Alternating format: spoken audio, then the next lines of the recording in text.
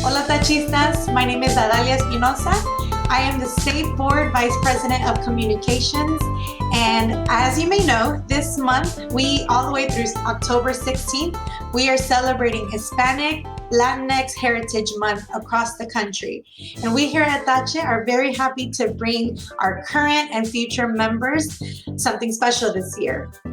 Board member and historian Cassie Rincones has created for us a series of short vignettes to share pieces of Chicano and Latinx history, highlighting activists, leaders, and really great events that you may not have heard of before that have impacted American life and culture for the better.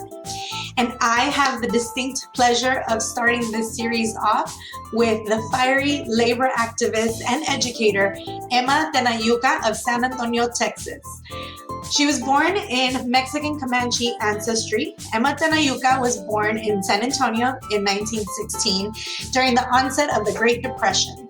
Tenayuca was dismayed and frustrated by the economic turmoil that had hit this Texas city. She quickly realized the economic upheaval that gripped San Antonio had different effects on different people.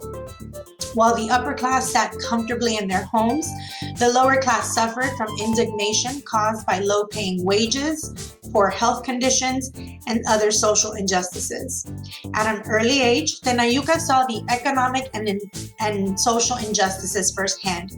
As a junior in high school, she was part of the all-women staff of the Pink Cigar Company and went on strike for better wages. She was arrested during that strike at the age of 16 years old. And when she was asked about it later in life, about her previous arrest, she stated, "I was arrested a number of times. I never thought in terms of fear. I only thought in terms of justice." By 1935, Tenayuca had joined the Young Communist League, demanding better wages and safer working conditions for San Antonio's working class. She was active in dozens of protests, letter-writing campaigns, strikes, and other major committee work. Tenayuca worked closely with the International Ladies Garment Workers Union, the Women's League of Peace and Freedom, and the Workers' Alliance of America as a union leader and organizer. Tenayuca is probably most famous for her contributions, though, to the pecan strikes during the 1930s. During this time period, 40 to 50% of the nation's pecans were actually shelled in Texas, half of those coming from none other than her hometown of San Antonio.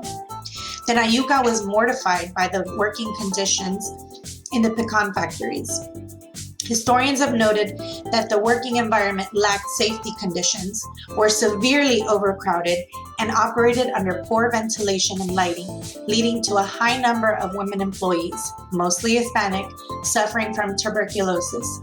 To compound matters, the workers had received a pay cut from 6 to 7 cents a pound to 5 or 6 cents a pound. On January 31st, 1939, over 12,000 pecan shellers went on strike for 3 months. While the strike ended in an agreed settlement, the pecan shellers were eventually replaced with machines. Tenayuca was no stranger to controversy. Her political inclinations leaned towards socialism, an unpopular ideology at the time.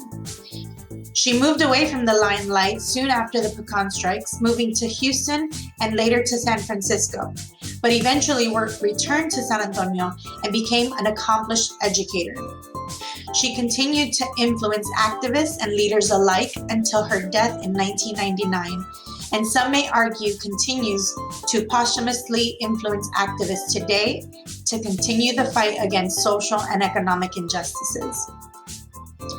Today, we salute Emma Tenayuca and celebrate her great accomplishments for the working class.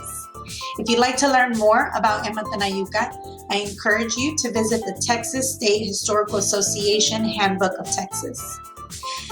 Thank you, and stay tuned for more Chicano and Latinx history gems just like this one throughout this whole month.